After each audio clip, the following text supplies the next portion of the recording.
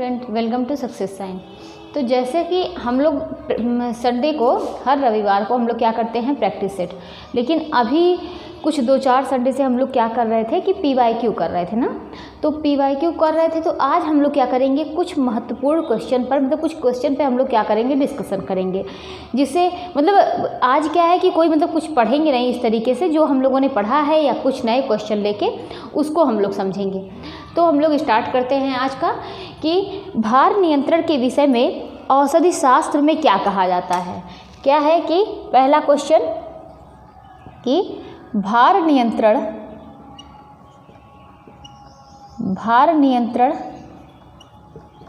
के संबंध में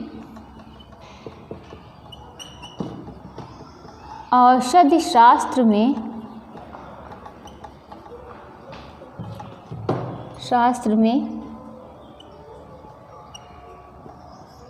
क्या कहा जाता है।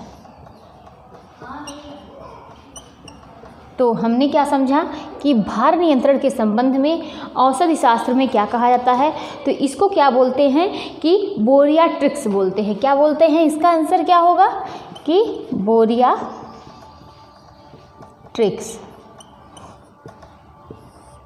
तो यानी भार नियंत्रण के संबंध में औषधि शास्त्र में इसको क्या कहा जाता है कि बोरियाट्रिक्स कहते हैं। और आगे देखते हैं दूसरा क्वेश्चन। दूसरा क्वेश्चन है कि सामान्य वजन से शरीर वजन का सामान्य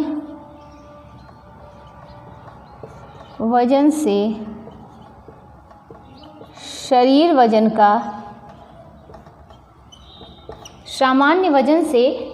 वजन का 20%, मतलब जो सामान्य वजन जो हमारे एज के अकॉर्डिंग, हमारा वजन होना चाहिए ना, हमारी लंबाई और एज के अकॉर्डिंग जो वजन होना चाहिए उतना, मतलब सामान्य वजन से जितना होना चाहिए उससे कितना वजन का कितना 20%, यानी 20% क्या हो कि बढ़ जाना क्या कहलाता है। चलिए इसमें ऑप्शन लिखते हैं कि पहला ऑप्शन क्या है कि अतिभारिता,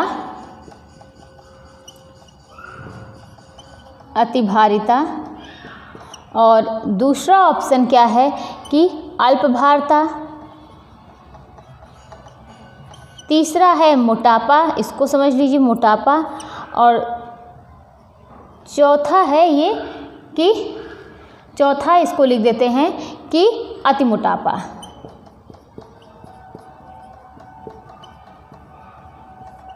तो यहाँ पर क्या होगा, ये देखिए अतिभारिता लिखा हुआ है। यहाँ पर सामान्य वजन से शरीर वजन का 20% जो है वो बढ़ जाना क्या कहलाता है, अतिभारिता कहलाता है। क्या कहलाता है, अतिभारिता। और अगर यही हम पूछ लें कि सामान्य वजन से शरीर वजन का कितना 30%, कितना 30% अगर बढ़ रहा है तो क्या कहलाएगा। अगर 30% बढ़ रहा है तो उसको क्या बोलेंगे, मोटापा बोलेंगे ना। तो देख लीजिए कि अगर सामान्य वजन से हमारे शरीर का वजन हमारी एज के अकॉर्डिंग जितना होना चाहिए उतना नहीं है, कितना 20% बढ़ गया है। जैसे अगर मान लीजिए हमको 52 kg का होना चाहिए और उससे कितना 20% उसका बढ़ गया है, तो वो क्या कहलाएगा कि अतिभारिता। क्या कहलाएगा, अतिभारिता। लेकिन मतलब कि वजन जो है वो बढ़ रहा है ना, अतिभारिता, भार जो है वो अधिक हो गया है। लेकिन अगर सामान्य वजन से 30% अधिक हो गया है तो व्यक्ति जो है वो उसको क्या बोलेंगे, मोटापा बोलेंगे, कि वह जो है मोटापे से ग्रसित हो गया है। और जैसा कि आप लोगों ने पढ़ा है कि ओबेसिटी के बारे में ना, ओबेसिटी एंड ओवरवेट के बारे में पूरा इसका चैप्टर हम लोगों ने पढ़ा है। इससे बहुत सी बीमारियां होती हैं, यह हमारे शरीर में कई बीमारियों का कारण है। मोटापा कई बीमारियों का कारण है। इसकी वजह से कई बीमारियां होती हैं। आप हृदय रोग देख सकते हैं, मधुमेह देख सकते हैं, मतलब काफ़ी बीमारियां इसकी वजह से होती है। तो ये क्या है कि सामान्य वजन से शरीर वजन का 20% बढ़ जाना क्या कहलाएगा, अतिभारिता। और सामान्य वजन से 30% बढ़ जाना क्या कहलाएगा, मोटापा ना। क्या कहलाएगा, मोटापा। अब आगे देखते हैं, अगर यही बात की जाए कि एक स्थूलता संपन्न व्यक्ति का, एक स्थूलता संपन्न व्यक्ति का, एक स्थूलता संपन्न व्यक्ति का शारीरिक भार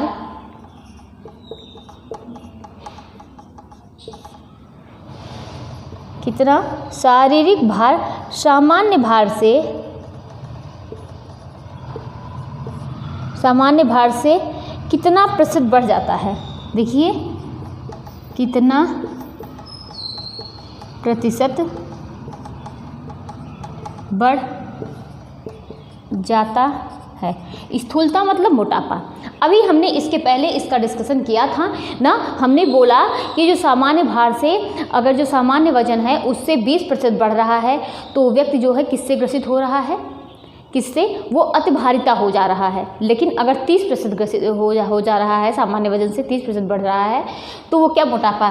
तो वही तो पूछा गया है कि एक स्थूलता संपन्न व्यक्ति का शारीरिक भार सामान्य भार से कितना प्रतिशत बढ़ जाता है। तो इसके आंसर में क्या होगा कि 30% होगा। कितना, 30% होगा ना। अब देखते हैं कि अभी हम लोगों ने अब हम लोगों ने ये तीसरा क्वेश्चन कंप्लीट हुआ। अब चौथा देखते हैं कि BMI का फुल फॉर्म क्या होता है।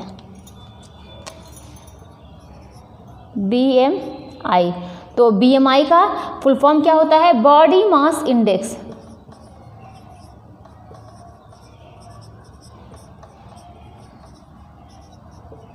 तो BMI का full form body mass index. अब BMI का प्रयोग किसके लिए किया जाता है, तो BMI का प्रयोग किसके लिए करते हैं, तो BMI का प्रयोग करते हैं कि स्थूलता का निर्धारण करने के लिए। ये इसका प्रयोग किसके लिए करते हैं, स्थूलता का यानी मोटापे का निर्धारण करने के लिए करते हैं।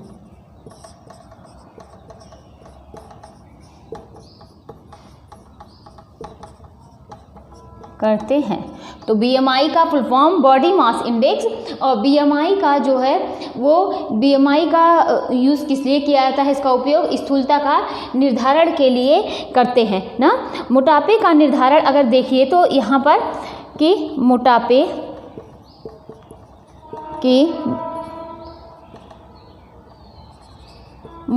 के निर्धारण हेतु निम्न में से किस विधि का प्रयोग, मोटापे के निर्धारण हेतु किस विधि का प्रयोग नहीं किया जाता है।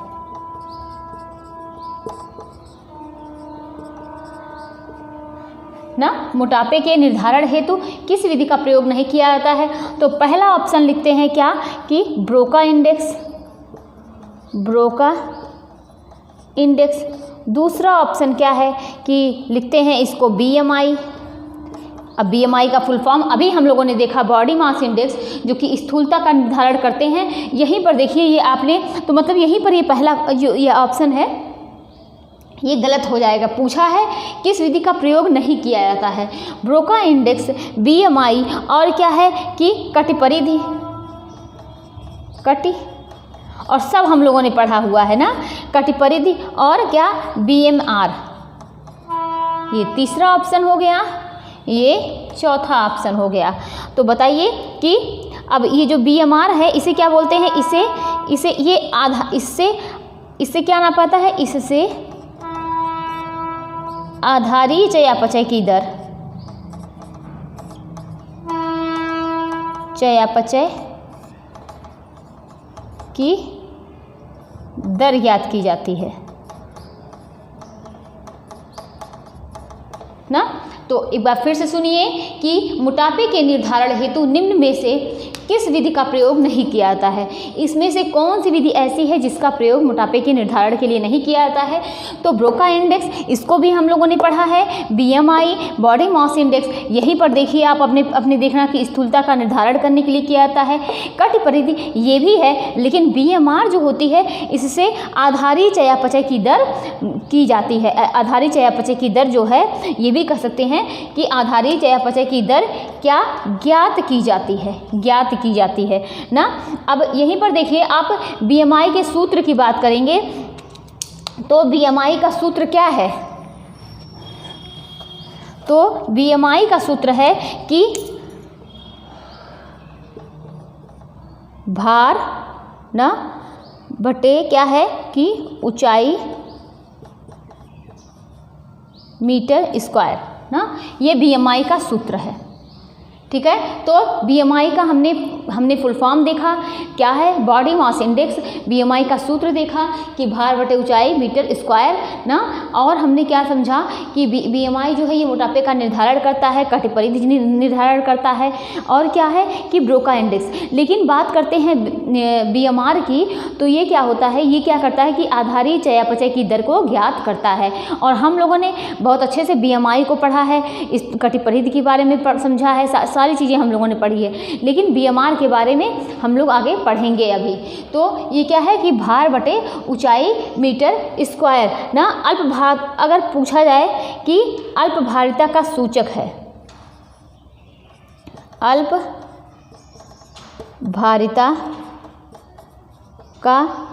भारिता का सूचक कि व्यक्ति कब अल्प भार से ग्रसित माना जाएगा, तो बार क्या है कि सामान्य से कम भार है। सामान्य से अगर देखिए ज़्यादा भार हो गया, अतिभारिता हो गई, तो हमने क्या समझा कि जितना वेट हमारी हाइट के हिसाब से, एज के अकॉर्डिंग जितना वजन होना चाहिए, अगर उससे 20% अधिक है तो वो अतिभारिता हो गया। लेकिन अगर 30% अधिक है तो वो व्यक्ति स्थूलता कहलाएगा, मोटापा कहलाएगा। लेकिन अगर वही सामान्य वजन से जितना होना चाहिए वो उतना नहीं है ना। सामान्य से क्या है कि सामान्य से कम भार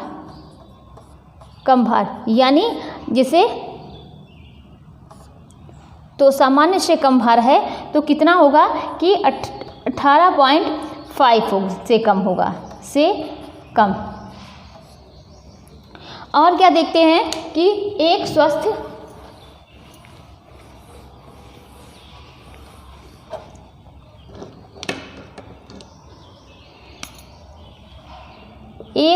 व्यक्ति की बीएमआई होनी चाहिए। एक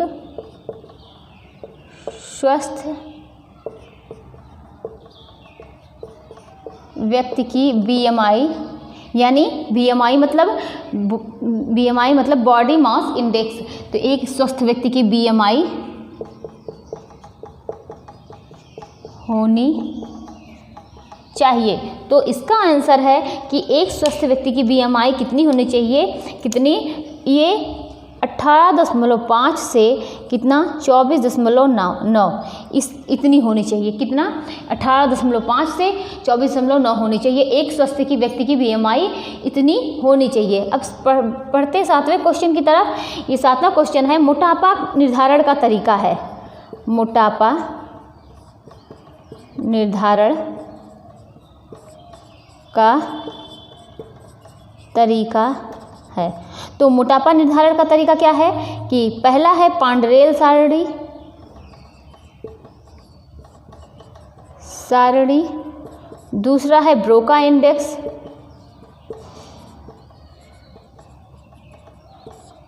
और तीसरा है क्या, शारीरिक वसा का मापन,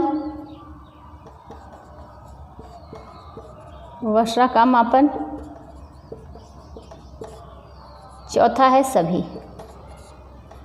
तो आप बताइए कि देखिए हम लोगों ने सब कुछ पढ़ा है।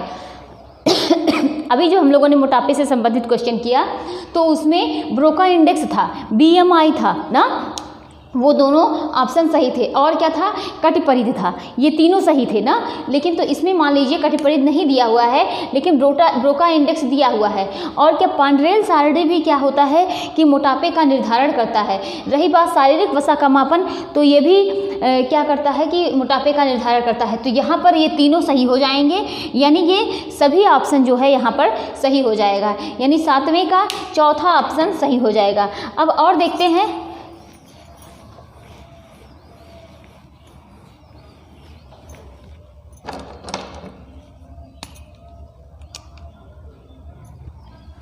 तो आगे देखते हैं।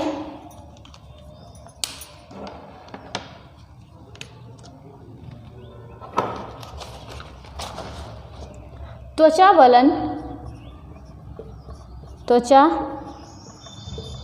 यानी स्किन फोल्ड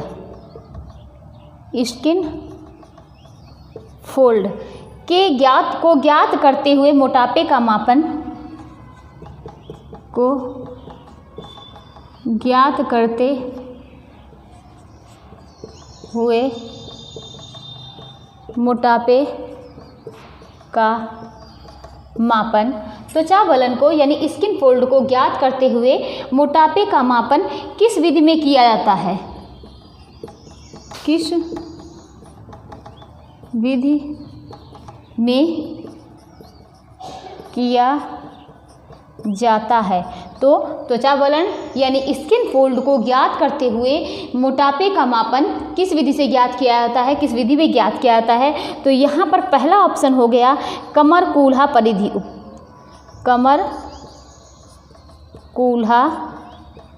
परिधि अनुपात न।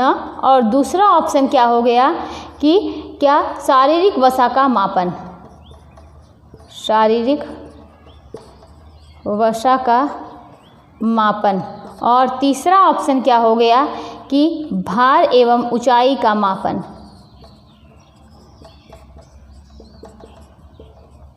और चौथा ऑप्शन क्या हो गया, सभी।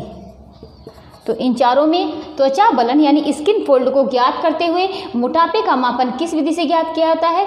तो यहाँ पर ऑप्शन क्या हो जाएगा, इन चारों विधि से ज्ञात किया जाता है। यहाँ पर यह ऑप्शन हो जाएगा सभी। क्या, सॉरी, ये सभी नहीं होगा। क्या होगा कि त्वचा वलन को ज्ञात करते हुए मोटापे का मापन किस विधि से ज्ञात किया जाता है?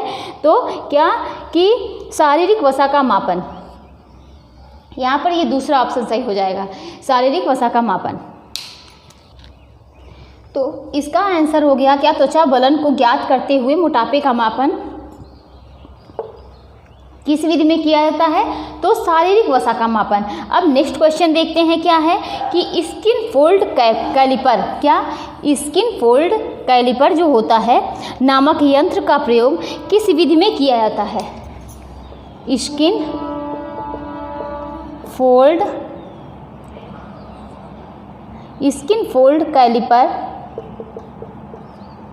कैलिपर नामक यंत्र का, स्किन फोल्ड कैलिपर नामक यंत्र का प्रयोग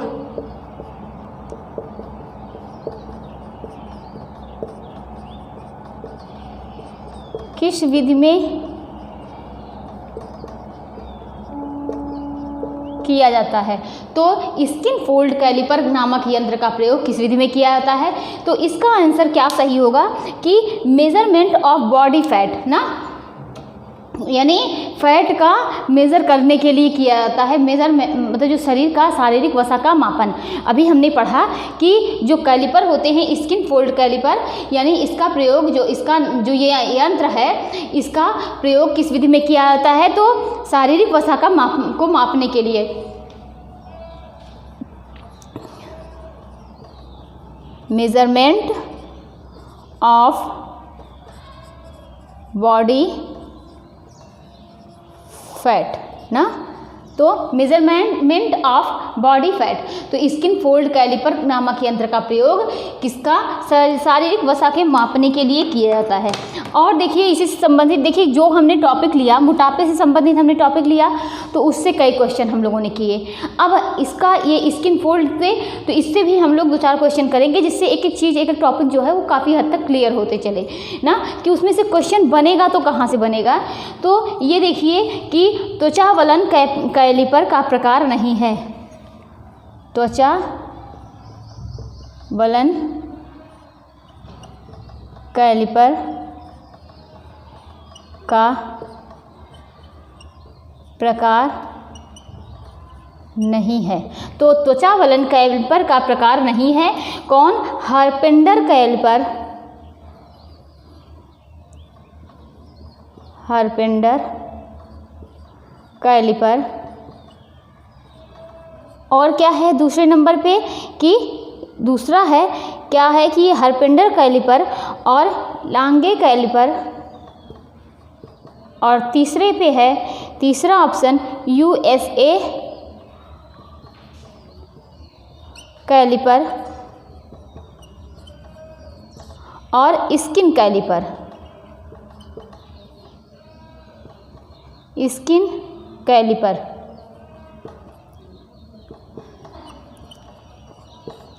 तो यहाँ पर इसमें कौन ऑप्शन सही होगा, यहाँ पर जो है त्वचा वलन कैलिपर का प्रकार नहीं है, ये स्किन कैलिपर है, ये कोई प्रकार त्वचा वलन का नहीं है ना। अगर बात की जाए देखिए कैलिपर की, तो कैलिपर क्या है, ये एक प्रकार का क्या है, एक प्रकार का यंत्र है,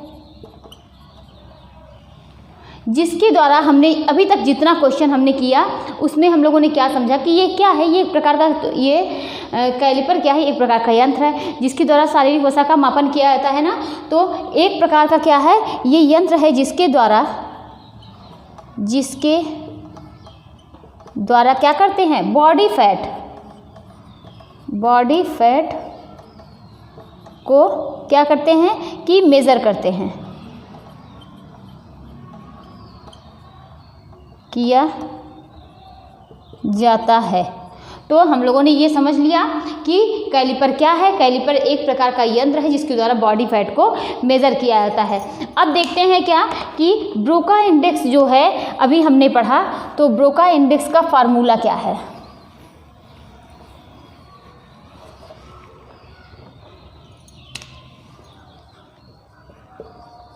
ब्रोका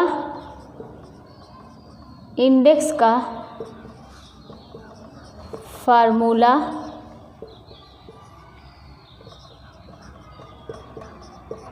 क्या है, तो ब्रोका इंडेक्स का फार्मूला क्या है,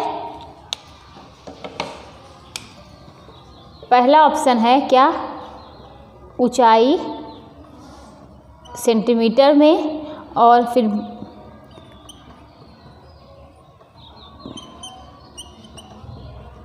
आदर्श भार केजी में ना।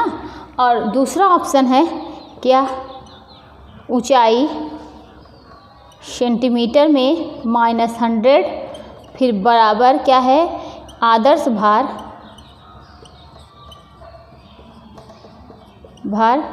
केजी में ना। और उसके बाद क्या है कि ये मतलब इसी में से दोनों में से बता दीजिए कि इसका ब्रोका इंडेक्स का फार्मूला क्या है, कि ऊंचाई जो है वो ये मतलब ये वाला ऑप्शन सही होगा या ये ऑप्शन। तो इसका जो है फार्मूला क्या है कि ब्रोका इंडेक्स का ऊंचाई जो होगी वो सेंटीमीटर में होगी, माइनस क्या होगा 100 होगा, फिर उसके बाद क्या है कि आदर्श भार जो आएगा वो केजी में। तो यहाँ पर ये दूसरा ऑप्शन सही हो जाएगा। और क्या देखते हैं कि यदि एक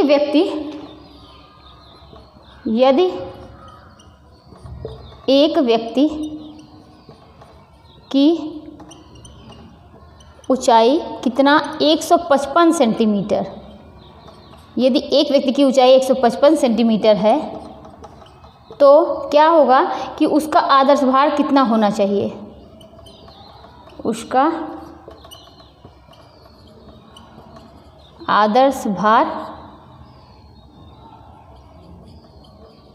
कितना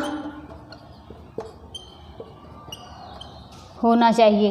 तो देखिए इसको हम लोगों ने क्लास में बहुत अच्छे से समझा है कि यदि एक व्यक्ति की ऊंचाई 155 सेंटीमीटर है तो उसका आदर्श भार जो होगा वो कितना होगा, 55 केजी होगा। कितना, 55 केजी होगा। और आगे देखते हैं नेक्स्ट क्वेश्चन की तरफ। ये नेक्स्ट क्वेश्चन क्या है कि स्थूलता निवारक दवाई कौन सी है।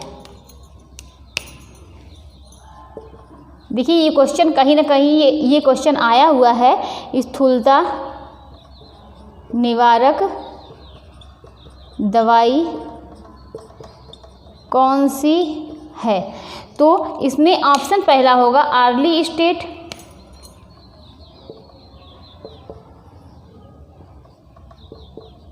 आर्ली स्टेट और इस्लीमयो। उसके बाद क्या है, साइल्यूट्रॉमिन और सभी। तो यहाँ पर जो है स्थूलता निवारक दवाई में ये चारों ऑप्शन जो हैं वो सही हो जाएंगे। अब नेक्स्ट क्वेश्चन क्या है कि अगर ये पूछा जाए कि देखिए आर्ली स्टेट क्या है, ये जो है ये किस प्रकार के आर्ली स्टेट किस प्रकार के मोटापे का निर्धारण करता है। तो यहाँ पर इसको समझ लीजिए, आर्ली स्टेट जो होता है ये पेनक्रियाटिक लाइपेज एंजाइम को रोकता है।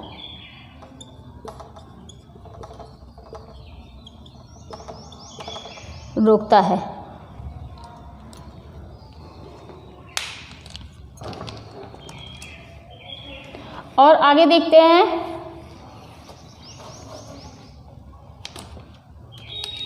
अच्छा तो ये हम लोगों ने पढ़ा था ना कि एनोरेक्सिया नर्वोसा और बुलिमिया नर्वोसा दोनों अगर पूछा जाए कि दोनों किससे संबंधित है, एएन और बीएन। तो यदि एएन ना एनोरेक्सिया नर्वोसा और बीएन यानी बुलिमिया नर्वोसा, ये दोनों किससे संबंधित हैं, ये दोनों अगर बात की जाए तो दोनों जो है वो खाने संबंधी समस्या से संबंधित है। किससे, खाने संबंधी समस्या से, खाने संबंधी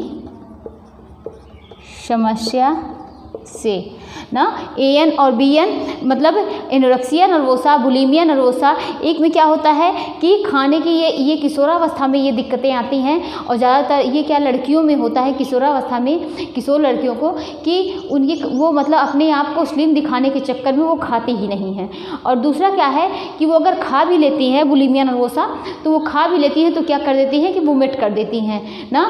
तो ये एक एनोरेक्सिया नर्वोसा हो गया, दूसरा क्या हो गया बुलिमिया नर्वोसा। लेकिन दोनों की बात की जाए, दोनों जो है खाने संबंधी समस्या से संबंधित है।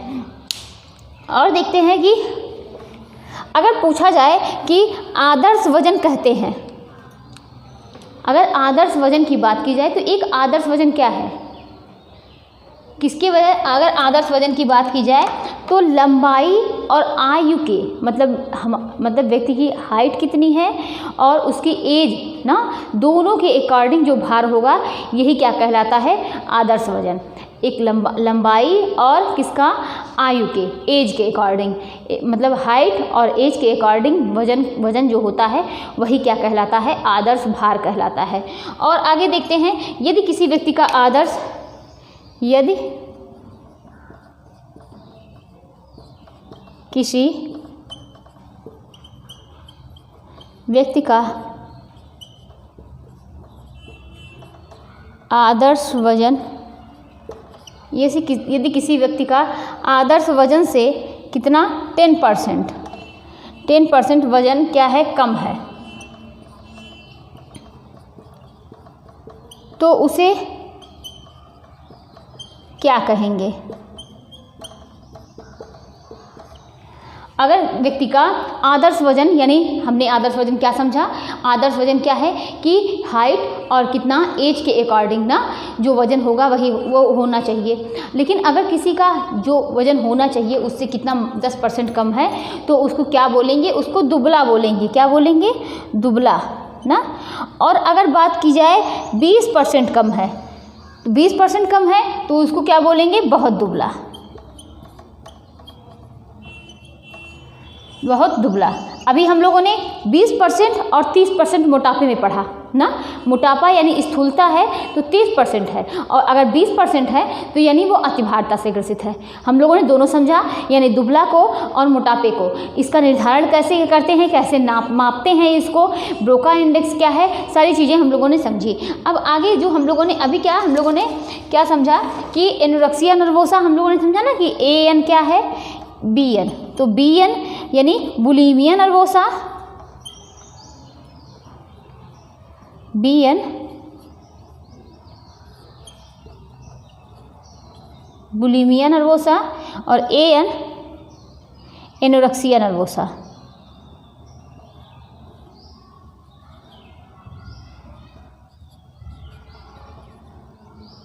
Anorexia nervosa. अच्छा, अब हम देखते हैं कि AN BN के बारे में, इसके बारे में अगर आप नोट करना चाहें, वैसे इसको हम लोगों ने पढ़ा है, बहुत अच्छे से समझा है, तो आप इसको नोट कर लीजिए कि AN BN क्या है। AN BN यानी एनोरेक्सिया नर्वोसा, BN ना, बुलिमिया नर्वोसा। ये किससे, खाने संबंधी समस्या से संबंधित है। खाने संबंधी समस्या से संबंधित है। AN BN क्या है, खाने संबंधी समस्या से संबंधित है, जो लड़कियों में देखने को मिलती है। इसको भी हम लोगों ने समझा था कि जो किसमें, लड़कियों में देखने को मिलती है।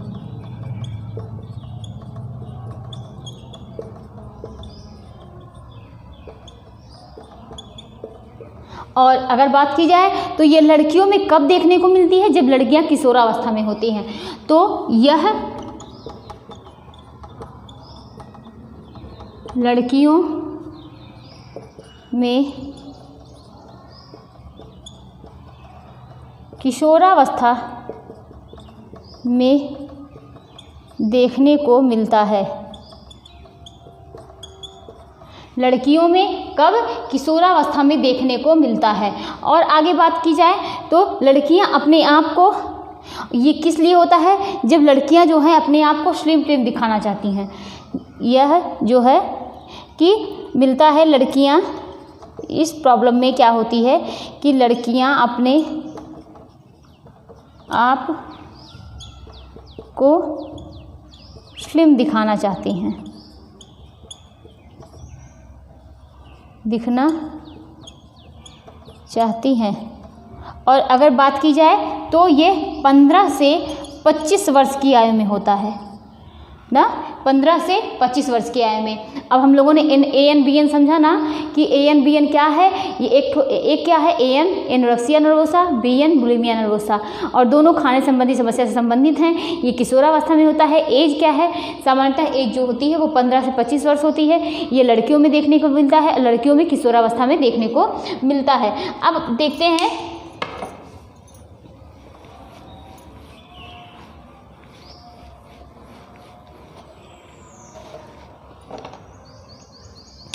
अगर VLCD की बात की जाए, VLCD इसका फुल फॉर्म तो यानी वेरी लो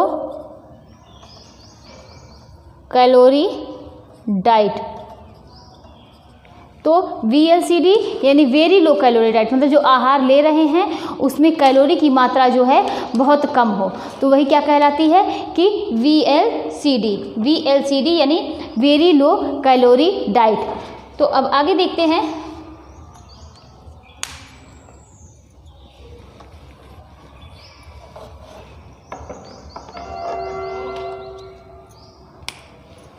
देखिए ये जो है अभिकथन कारण का है कि ये क्या है कि अधिक ऊर्जा का सेवन, अभिकथन क्या है,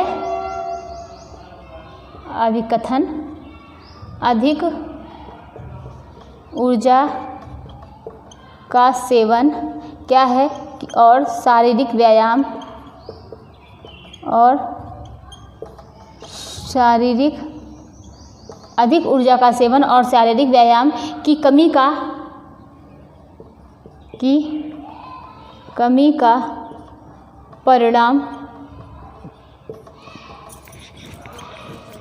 स्थूलता और हृदय रोग है।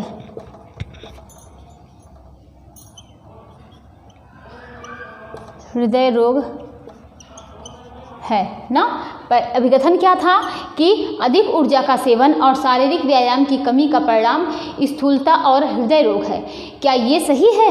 मतलब अगर हम अधिक ऊर्जा का सेवन करें या अधिक कैलोरी डाइट लें ना, जिसमें ऊर्जा की मात्रा, जिसमें कैलोरी बहुत ज़्यादा मात्रा में हो, ऐसे आहार का सेवन करें तो शारीरिक व्यायाम जो है, अधिक ऊर्जा का सेवन और शारीरिक व्यायाम की कमी ना, शारीरिक व्यायाम मतलब हमारे शरीर में जो हम व्यायाम बिल्कुल भी ना करें, बैठे रहें और ज़्यादा कैलोरी लें, तो इससे क्या होगा, इसका परिणाम क्या होगा, स्थूलता और हृदय रोग है। क्या यह सही है? अब कारण क्या है? कारण क्या है कि अभ्रमणशील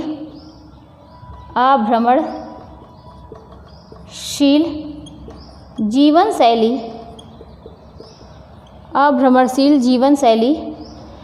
शैली और अधिक ऊर्जा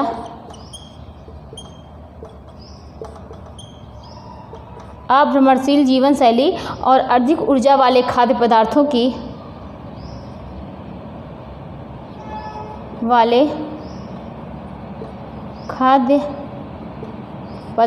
की वजह से क्या है, डिजेनरेटिव रोग होते हैं।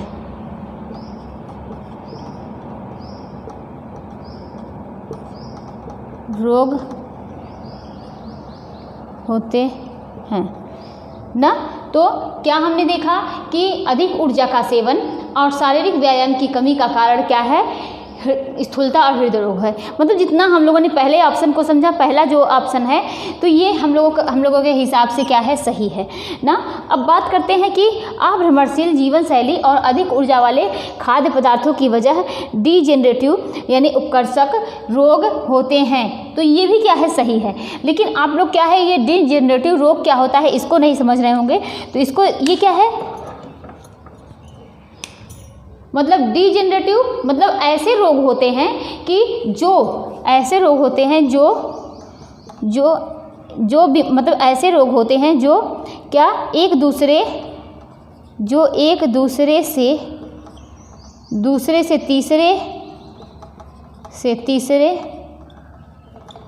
तीसरे व्यक्ति को ना हो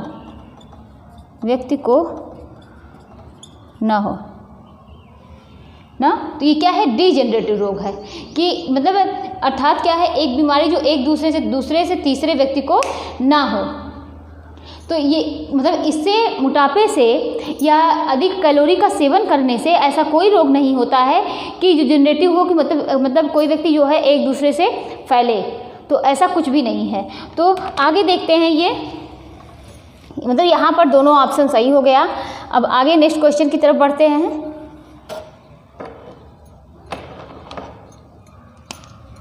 व्यक्ति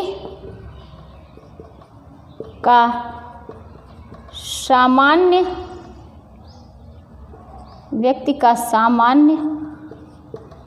वजन से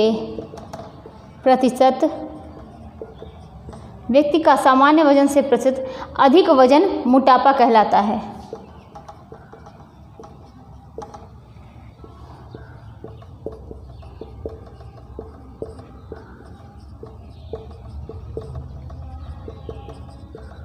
तो सामान्य वजन से प्रतिशत अधिक, तो अधिक वजन जो है वो क्या कहलाता है, मोटापा कहलाता है। तो बताइए कि इसमें क्या है कि व्यक्ति का सामान्य वजन से, अभी जो हम लोगों ने क्वेश्चन किया था यही वजन की बात की थी ना, तो इसमें क्या था कि सामान्य वजन से अगर 20% बढ़ रहा है तो वो अतिभारिता है।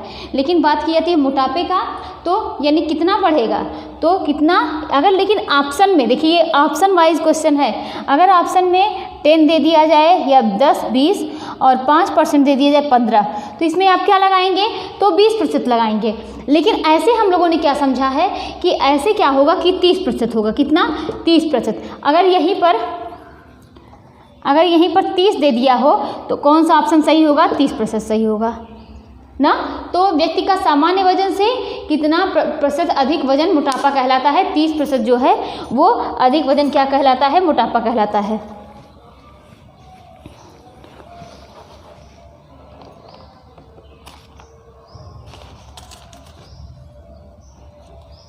और मोटापा किसकी अधिकता से होता है? मोटापा जो है, मोटापा किसकी, तो मोटापा जो है वह किसकी अधिकता से होता है? क्या वो कैलोरी की अधिकता से होता है कि प्रोटीन की अधिकता से होता है या विटामिन की अधिकता से होता है या वसा की अधिकता से होता है? तो मोटापा हम लोगों ने पढ़ा है किसकी अधिकता से होता है? मोटापा किसकी अधिकता से,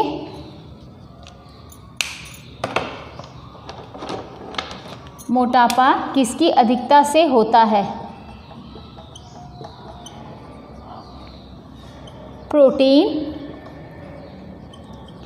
कैलोरी और क्या, वसा और क्या, विटामिन। अब बात की जाए तो देखिए कुछ लोग क्या कर सकते हैं, कैलोरी भी लगा सकते हैं ना। तो अगर यहाँ बात की जा रही है मोटापा किसकी अधिकता से होता है, तो वह किसकी अधिकता से होता है? वसा की अधिकता से होता है। किसकी अधिकता से? वसा की अधिकता से होता है ना। और आगे देखते हैं कि निम्नलिखित में से कौन सा मानव मिति, निम्नलिखित में से कौन सा मानव मिति पोषण स्तर निर्धारण की विधि नहीं है? पोषण स्तर निर्धारण की विधि नहीं है। तो कौन सा नहीं है? इसमें क्या है? MUAC,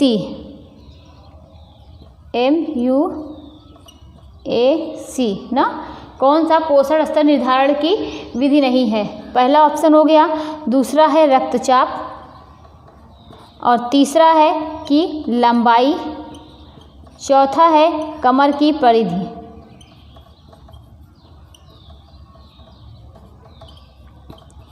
तो कौन सा निम्नलिखित में से कौन सा मानव मिति पोषण स्तर निर्धारण की विधि नहीं है?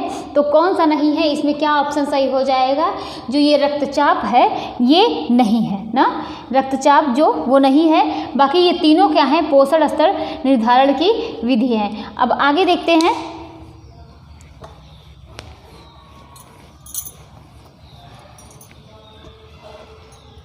कि ये देखिए मिलान करने वाला है। ये पहला ऑप्शन है,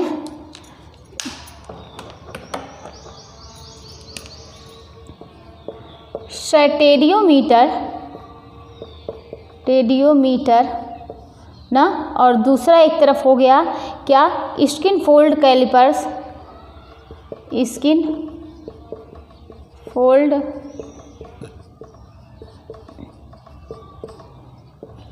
तीसरा क्या हुआ? Stadiometer, skin fold calipers. तीसरा हो गया fibre glass tape, fibre glass tape. और चौथा क्या हो गया कि चौथा हो गया इन्फेंटोमीटर,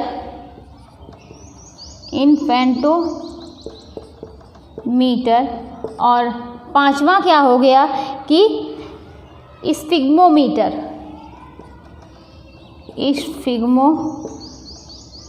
स्फिग्मोमीटर ना। तो ये 5 हो गए। पहला stadiometer, skin fold callipers, fibre glass tape, infantometer, sphygmomanometer. अब बात की जाती है एक तरफ, दूसरे ऑप्शन में है क्या? दूसरी तरफ लिखते हैं कि मध्य ऊपरी बाजू की परिधि, मध्य ऊपरी बाजू की परिधि, मध्य ऊपरी बाजू की परिधि। और लंबाई, रक्तचाप, और क्या है कि ऊंचाई, रक्त में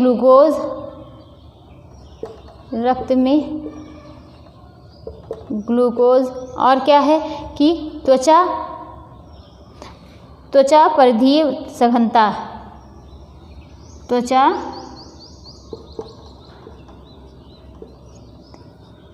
सघनता।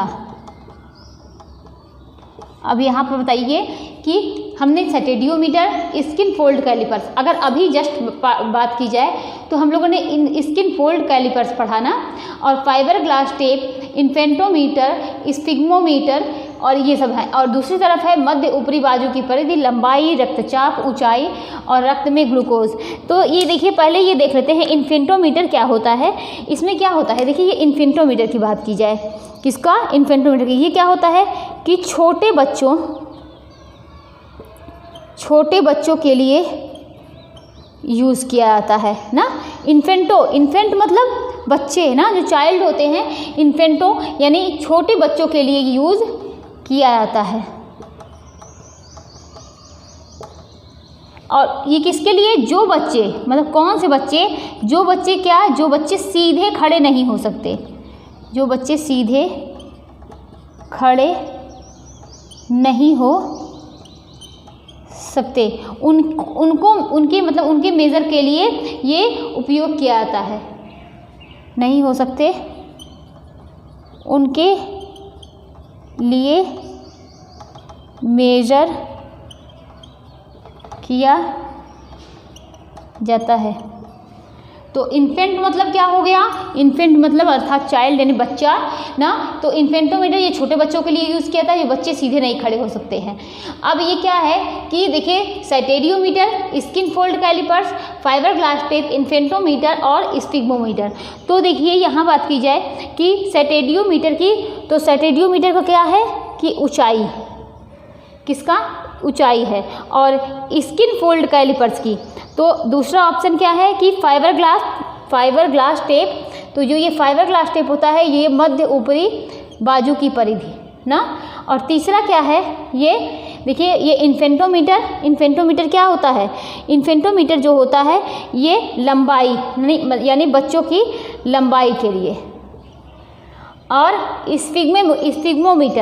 स्फिग्मोमीटर क्या होता है, ये रक्तचाप, किसका, कि स्फिग्मोमीटर क्या होता है कि रक्तचाप हो गया। ये मध्य ऊपरी बाजू की परिधि और लंबाई, रक्तचाप, ऊंचाई। और क्या है, स्किन फोल्ड कैलिपर्स यानी त्वचा परिधि सघनता ना। ये देखिए, और यहाँ पर ये रक्त में ग्लूकोज, ये कोई नहीं है इसमें, ऑप्शन में इसका मतलब कोई नहीं है, बस ऐसे एक्स्ट्रा दे दिया गया है। तो सेटेडियोमीटर, ऊंचाई, स्किन फोल्ड कैलिपर्स, ये क्या है, त्वचा परिधि सघनता। ये हम लोग बार बार पढ़ रहे हैं। अभी हम लोगों ने किसके कैलिपर्स के बारे में पढ़ा, skin fold callipers. Fibre glass tape मध्य ऊपरी बाजू की परिधि जो है उसको नापने के लिए किया जाता है। इन्फेंटोमीटर ये बच्चों की लंबाई के लिए यूज़ किया जाता है, और वो भी कौन से बच्चे, जो छोटे बच्चों के लिए यूज़ किया जाता है, जो बच्चे क्या होते हैं कि सीधे खड़े नहीं हो सकते हैं, उनके लिए मेज़र करने के लिए, या यहाँ पर लिख लीजिए, उनके लंबाई को मेज़र करने के लिए, उनकी लंबाई को मेज़र करने के लिए ना किया जाता है।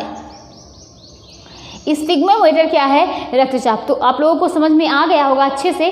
देखिए यहाँ एक क्वेश्चन के माध्यम से इतनी चीज़ें हैं कि स्टेडियोमीटर क्या हो गया, ऊंचाई, स्टेडियोमीटर क्या हो गया कि ऊंचाई हो गई। फिर स्किन फोल्ड कैलिपर्स क्या हो गया कि त्वचा परिधि सघनता। फिर फाइबर ग्लास टेप क्या हो गया, फाइबर ग्लास टेप मध्य ऊपरी बाजू की परिधि। फिर इन्फेंटोमीटर क्या हो गया कि इन्फेंटोमीटर हो गया क्या कि इन्फेंटोमीटर लंबाई। फिर स्फिग्मोमीटर क्या हो गया, रक्तचाप ना। अब आगे देखते हैं,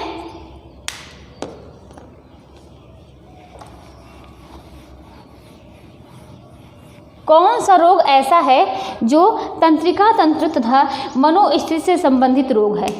कौन सा रोग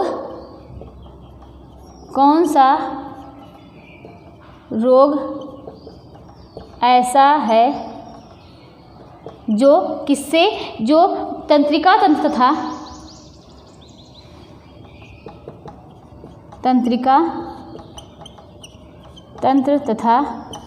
कौन सा रोग ऐसा है जो तंत्रिका तंत्र तथा मनोस्थिति से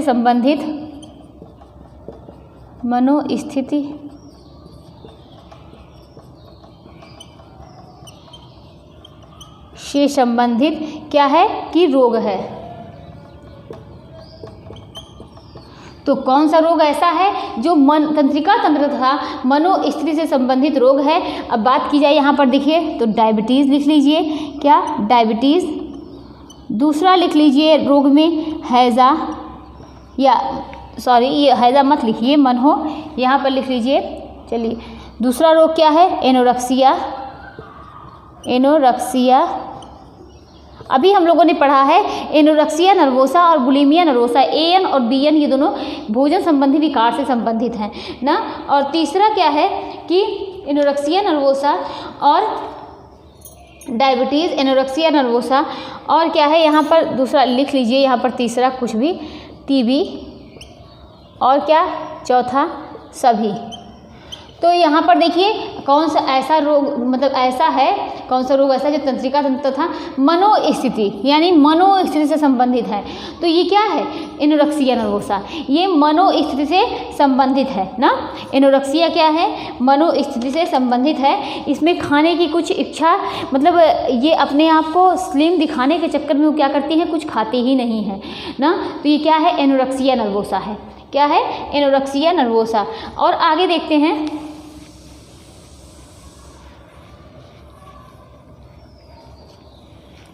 अगर एनोरेक्सिया नर्वोसा की बात की जाए तो देखिए इसमें क्या होता है कि इसमें मतलब जब वो कुछ खाएंगी नहीं, उनको लगेगा कि मतलब लड़कियां क्या अपने आप को, ये देखिए इसमें हम लोगों ने एज क्या पढ़ा, 15 से 25 ना। और इसमें क्या वो अपने आप को स्लिम दिखाने के चक्कर में कुछ खाती नहीं है। ये ज़्यादातर लड़कियों में होता है। देखिए ये पॉइंट जो है नोट करते जाइए एक जगह पर कि इसमें क्या है, लड़कियों में ज़्यादा होता है, कुछ खाने की इच्छा नहीं होती, ये भूख से संबंधित होती हैं, खाने की इच्छा से संबंधित होती हैं ना। भोजन संबंधी विकार है, ये एक मनोस्थिति संबंधित रोग है। और अगर देखा जाए तो इस ऐसे लोगों में कि जिसमें एनोरेक्सिया नर्वोसा की बात आती है तो उसमें क्या देखने को मिलता है, रक्ताल्पता संबंधी दिक्कतें देखने को मिलती है। उनमें क्या होगा, ब्लड जो है वो कम हो जाएगा, कम देखने को मिलेगा। क्या देखने को मिलेगा, रक्ताल्पता संबंधी दिक्कतें देखने को मिलेंगी। अब आगे देखते हैं कि स्त्री के शरीर का भार, स्त्री के शरीर का भार सामान्य भार से कितना अधिक होता है।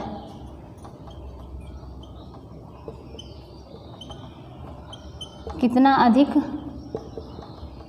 होता है, स्त्री के शरीर का भार सामान्य भार से कितना अधिक होता है, तब जो है तब मोटापा कहलाता है।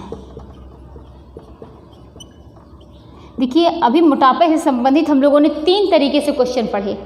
एक ऑप्शन के अकॉर्डिंग था, उसमें 30% नहीं दिया हुआ था तो वहाँ पर 20 हो गया था। लेकिन जो है एक स्त्री के शरीर का भार सामान्य भार से कितना अधिक होता है तो क्या कहलाता है, तब मोटापा कहलाता है।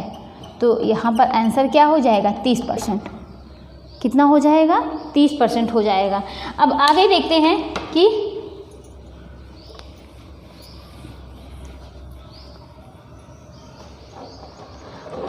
यदि बालिका की उम्र कितना, 18 वर्ष, यदि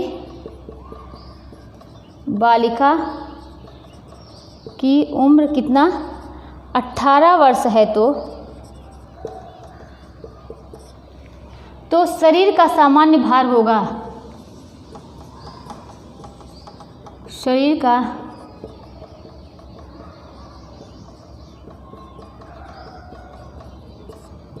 ना। क्या ऑप्शन में पहला ऑप्शन क्या है, 35.5 kg, 48.5 kg, 51.1 kg, 61.0 kg। तो बात की जाए यदि बालिका की उम्र कितनी है, 18 वर्ष है, तो शरीर का भार सामान्य भार से कितना होगा, 51.1 kg। कितना, 51.1 kg। यहाँ पर ये ऑप्शन सही हो जाएगा ना। और आगे बढ़ते हैं,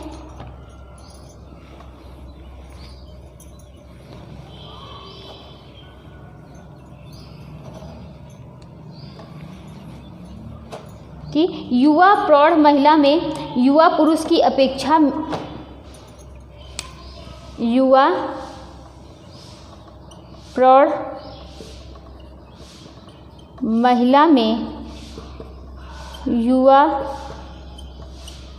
पुरुष की अपेक्षा युवा प्रौढ़ महिला में युवा पुरुष की अपेक्षा क्या है कि अपेक्षा में दूनी मात्रा में या दुगनी मात्रा में वसा होती है।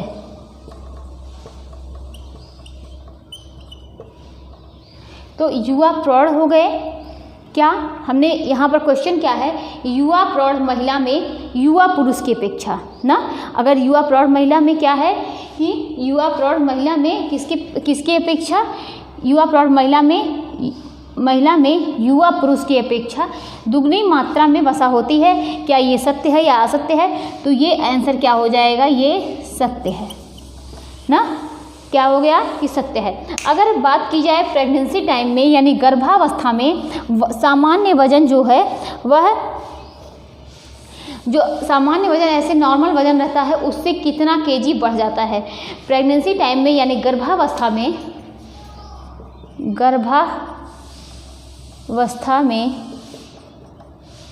सामान्य गर्भावस्था में कितना केजी वजन बढ़ जाता है। तो अगर गर्भावस्था में बात की जाए तो यहाँ पर लिख सकते हैं 5 केजी, यहाँ पर लिख सकते हैं 8 से 10 केजी, यहाँ पर लिख सकते हैं 5 से 6 केजी, यहाँ पर लिख सकते हैं 10 से 12 केजी। अब बताइए यहाँ पर ऑप्शन क्या सही होगा कि प्रेगनेंसी टाइम में कितना वजन बढ़ जाता है, जिससे जितना भी वजन रहे लेकिन सामान्यतः वजन कितना बढ़ता है, 10 से 12 केजी वजन बढ़ जाता है। कितना बढ़ता है, 10 से 12 केजी वजन बढ़ जाता है प्रेगनेंसी टाइम में ना। और देखते हैं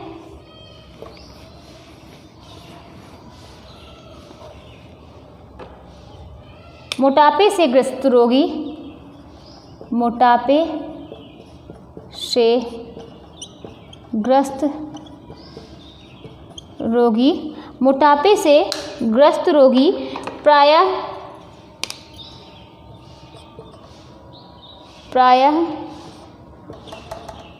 दृष्टि से बाधाग्रस्त होते हैं ना। मोटापे से ग्रस्त रोगी प्रायः दृष्टि से बाधाग्रस्त होते हैं। अब यहाँ पर पहला ऑप्शन लिख सकते हैं सामाजिक दृष्टि से, दूसरा ऑप्शन लिख सकते हैं मनोवैज्ञानिक दृष्टि से, तीसरा है व्यवहारिक दृष्टि से,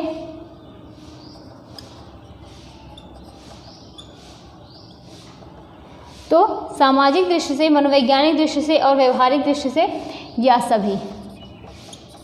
तो मोटापे से ग्रस्त रोगी प्रायः किस दृष्टि से ग्रसित होते हैं, बाधाग्रस्त होते हैं? वो ज़्यादातर देखिए उन लोगों में मनोवैज्ञानिक दृष्टि से वो ग्रसित हो जाते हैं। जो मोटापा व्यक्ति होते हैं ना उसमें देखिए बहुत बीमारियां भी होती हैं और क्या होते हैं कि वो मनोवैज्ञानिक दृष्टि से क्या होते हैं कि ग्रसित हो जाते हैं। अगर बात की जाए तो मोटापे से जो ग्रसित रोग होते हैं या मोटे लोगों में प्रायः कौन सा रोग पाया जाता है? मोटापे या मोटे लोगों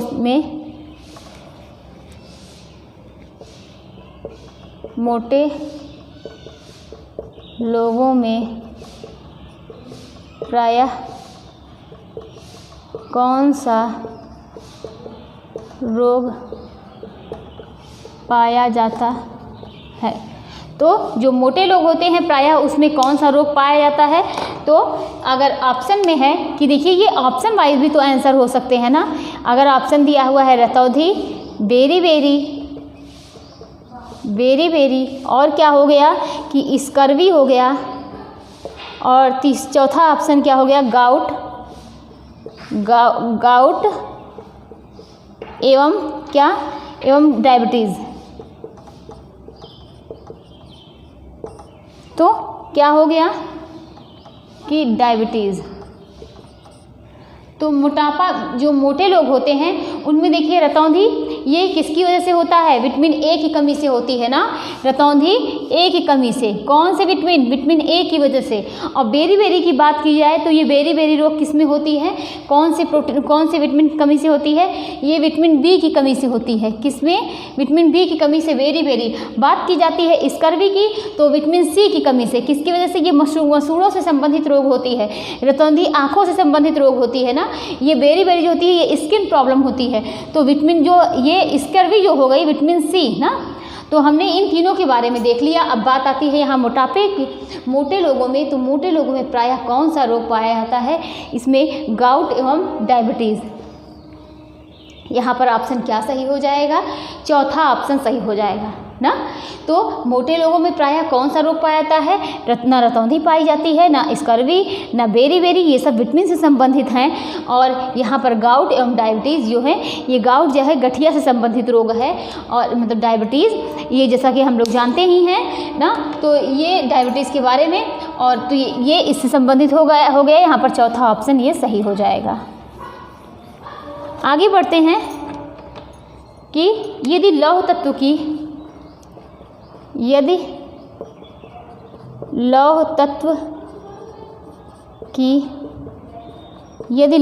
की पूर्ति हेतु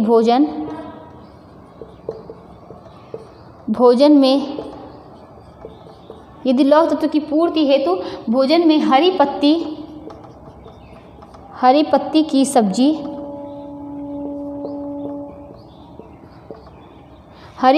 सब्जी, तथा छिलके वाली दाल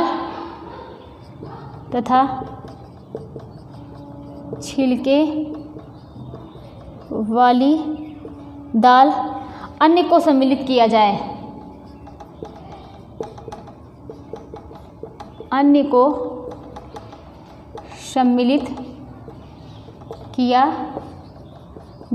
तो हमने क्या बात की कि यदि अगर लौह तत्व यानी जो आयरन से भरपूर होते हैं ऐसे भोजन में, जैसे कि उसमें क्या लें? हरी पत्तेदार सब्जियां लें, और क्या जो छिलके वाली दाल होती है, इन सब चीज़ों को उसमें शामिल किया जाए। मतलब जो हम आहार ले रहे हैं उसमें क्या लें कि आयरन से संबंधित यानी लौह तत्व से संबंधित भोजन लें, और उसमें क्या करें? लौह तत्व उसमें शामिल करना है। उसके लिए हमें क्या लेना है? उसके लिए हमें हरी पत्तेदार सब्जियाँ लेनी हैं, और क्या कि छिलके वाली दाल अन्य को सम्मिलित किया जाए। तो क्या होगा? कितना सम्मिलित किया जाए? 20 मिलीग्राम। कितना किया जाए तो संभवतः इसकी मात्रा बढ़ेगी? तो संभवतः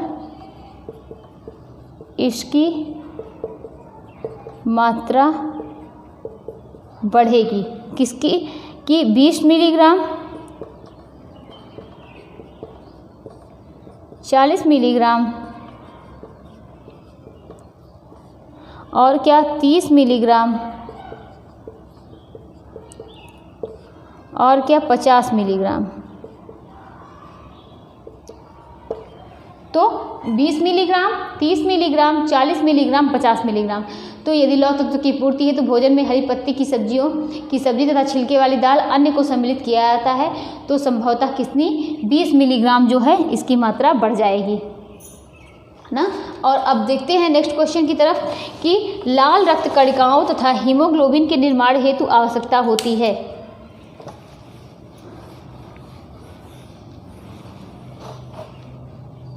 लाल रक्त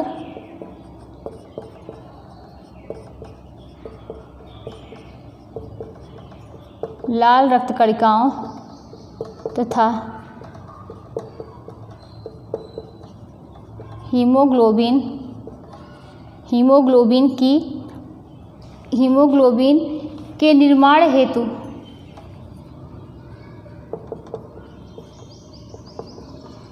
के निर्माण हेतु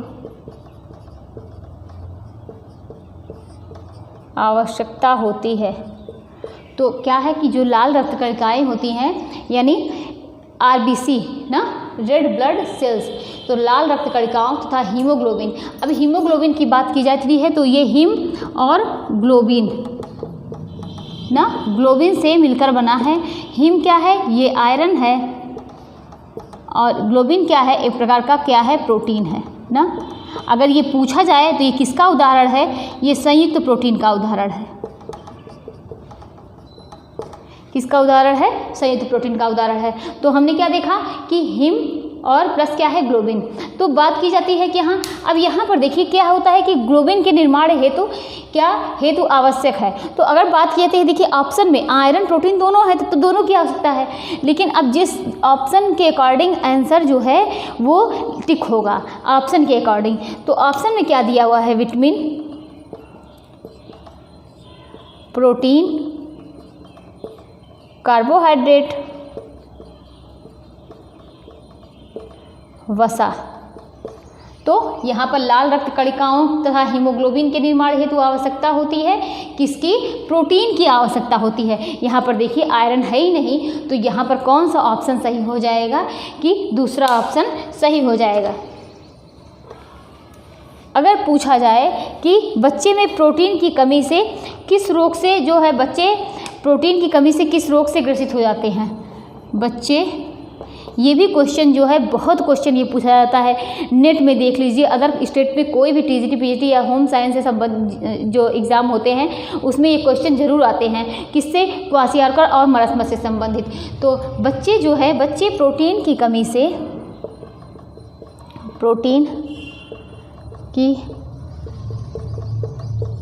से किस रोग से ग्रसित हो जाते हैं?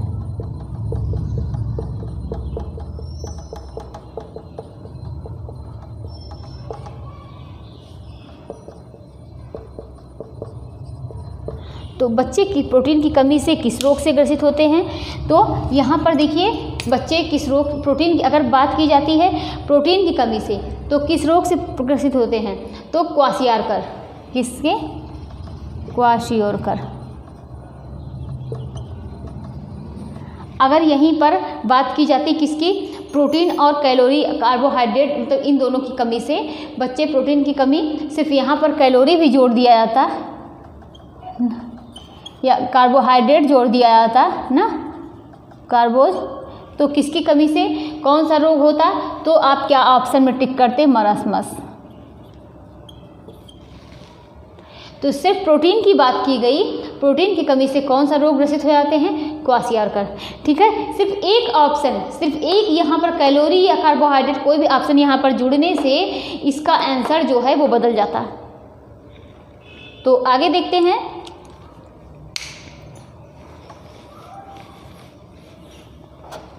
किस काल में अरक्तता बहुधा होती है? किस काल में अरक्तता बहुधा होती है? किस काल में अरक्तता बहुधा होती है? बाल्यावस्था, शैशवावस्था, वृद्धावस्था और क्या? प्रौढ़ावस्था। अब बात की जाती है यहाँ पर शैशवावस्था की, तो इस अवस्था में लौह तत्व जो है वो नहीं बनता है। इस अवस्था में क्या? लौह तत्व नहीं बनता है। जो माँ के गर्भ से मिला होता है वही जो है वो वही आयरन वो यूज़ करता है। देखिए जो गर्भावस्था जो क्या है कि शैशवावस्था की बात की जाए तो शैशवावस्था में इस अवस्था में क्या है कि लौह तत्व तो नहीं बनता है। जो माँ के गर्भ से जो माँ के गर्भ से मिला होता है वही यूज़ होता है या यूज़ करता है।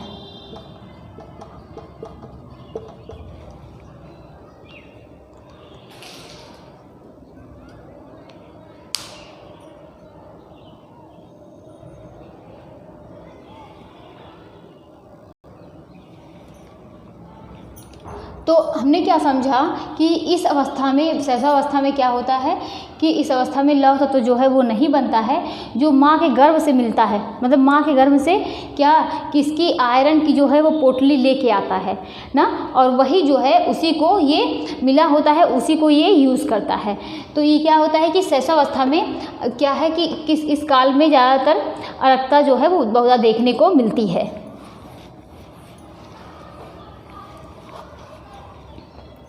विटामिन युक्त फलों व सब्जियों के प्रयोग से भी क्या होते हैं, कौन से विटामिन ऐसे होते हैं कि जिससे फल और सब्जी का यूज़ किया जाए खाने में तो उससे कब्ज की समस्या दूर हो सकती है। तो वो क्या है, विटामिन सी। कौन सा विटामिन है, विटामिन सी है। और क्वेश्चन देखते हैं कि सदैव क्या, सदैव आयु लिंग व्यवसाय,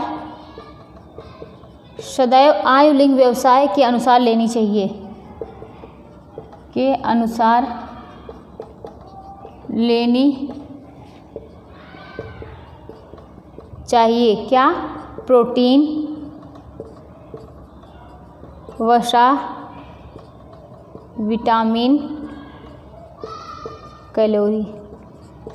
तब सदैव आयु लिंग व्यवसाय के अनुसार लेनी चाहिए। क्या लेनी चाहिए, हमेशा जो है कैलोरी जो है इसी के अकॉर्डिंग लेनी चाहिए। हमारा जो है व्यवसाय किस तरीके का है, हम कौन सा श्रम करते हैं, शारीरिक श्रम ज़्यादा करते हैं कि मानसिक श्रम करते हैं, कि हम खेत में काम कर रहे हैं कि बैठ कर कंप्यूटर काम करते हैं, मतलब सारी चीज़ें जो हैं उसी के अकॉर्डिंग जो है हमारे शारीरिक जो कार्य हैं, जो हम शारीरिक कार्य करते हैं कि मानसिक कार्य करते हैं, उसी के अकॉर्डिंग क्या होता है कि हम कैलोरी की मात्रा या कैलोरी हम लेते हैं।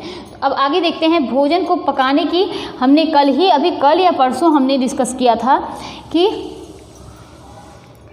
अभी नहीं, लेकिन हाँ मतलब ये जो है इसके बारे में बात होगी कि भोजन को पकाने की सबसे सर्वोत्तम विधि क्या होती है कि उबालना। देखिए ये क्वेश्चन आया हुआ है और पूछा भी जा सकता है। भोजन को पकाने की सर्वोत्तम विधि क्या है, पकाना है ना, पकाना है। क्या है कि भोजन को पकाने की सर्वोत्तम विधि क्या है, भाप द्वारा या उबालना, भाप से भोजन को पकाने की सर्वोत्तम विधि। देखिए अगर आप उसको किसी चीज़ को आप क्या करेंगे, भाप से पकाएंगे ना, भाप से पकाएंगे तो उसकी जो है तत्व जो होते, पौष्टिकता जो होती है, उसकी न्यूट्रिएंट जो होते हैं वो नष्ट नहीं होते हैं। लेकिन अगर आप उसको तलते हैं ना तो भी क्या होते हैं कि अगर फ्राई करते हैं, चाहे डीप फ्राई करें चाहे जैसे करें, तो भी क्या होगा कि वो नष्ट हो जाएंगे, उसमें कुछ न कुछ नष्ट होगा। अगर बॉयल करते हैं, उबालेंगे तो भी वो नष्ट होंगे। लेकिन अगर आप भाप से पकाते हैं तो क्या होगा कि इससे आपके जो पोषक तत्व होते हैं वो नष्ट नहीं होते हैं। आगे देखते हैं भोजन परोसने की किस शैली में भोजन खड़े होकर परोसा जाता है। भोजन परोसने की किस शैली में भोजन खड़े होकर परोसा जाता है। तो भोजन परोसने की किस शैली में भोजन खड़े होकर परोसा जाता है, बुफे शैली में, बुफे शैली में, पाश्चात्य शैली में,